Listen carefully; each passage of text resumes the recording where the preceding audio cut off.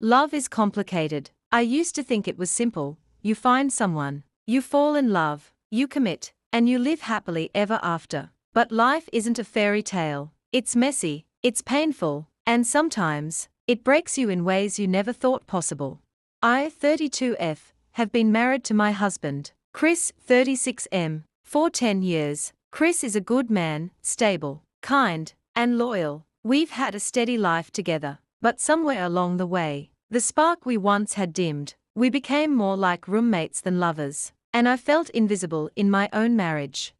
The beginning of something dangerous. About a year ago, my sister's family moved next door. It was great having them so close, especially my 12-year-old nephew, Liam. Liam would often come over to play video games or hang out with our dog, and I loved having him around. But then, Nathan entered the picture. Nathan was Chris's best friend from college, and he recently moved back to town. Chris invited him over for dinner one night, and that's when everything changed. Nathan was charming, funny, and charismatic, the kind of man who could light up a room. He made me laugh in ways I hadn't in years, and I couldn't ignore the way he looked at me. It wasn't long before Nathan started visiting more frequently, often when Chris wasn't home. It started innocently, coffee, conversations, sharing stories from our pasts, but as the weeks went by, the connection between us deepened. I found myself looking forward to his visits more than I should have. The day it happened, one afternoon, Chris was away on a business trip, and Nathan came over to drop off some tools Chris had borrowed. We ended up sitting on the couch, talking like we always did, but this time, something was different. Nathan reached for my hand and said, "You deserve to feel loved, Emily. You deserve to be seen." I didn't pull away. Before I knew it, we were kissing. It was electric, passionate, and everything I'd been craving for years. But just as things started to escalate, the front door burst open. It was Liam. The moment that changed everything. Liam stood frozen in the doorway, holding a leash for our dog. His wide eyes darted between Nathan and me, and I could see the confusion and hurt on his face. "Aunt Emily, where's Uncle Chris?" he asked, his voice trembling.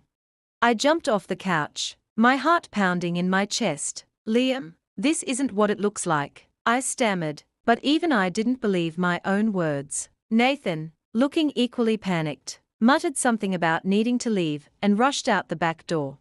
Liam didn't say another word, he just turned around and left.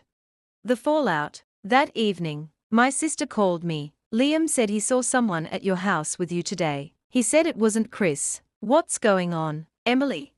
I lied. I said Nathan had stopped by to drop something off, and Liam must have misunderstood. She didn't push further, but I could tell she didn't entirely believe me. The guilt was unbearable. I avoided Liam for days, unable to face him. When I finally saw him again, he wouldn't look me in the eye. "I'm sorry you saw that, Liam," I told him one afternoon. "Sometimes grown-ups make mistakes." He looked up at me, his eyes filled with a wisdom far beyond his years. "Does Uncle Chris know?" he asked quietly. That question broke me. The confrontation. I knew I couldn't keep this secret forever. The shame and guilt were eating me alive, and Liam's innocent question haunted me. When Chris came home, I sat him down and told him everything. The words felt like acid on my tongue, but I knew he deserved the truth. Chris didn't yell, he didn't cry, he just sat there, staring at the floor, as if trying to process the betrayal. "Why, Emily?" he finally asked. "What did I do wrong?"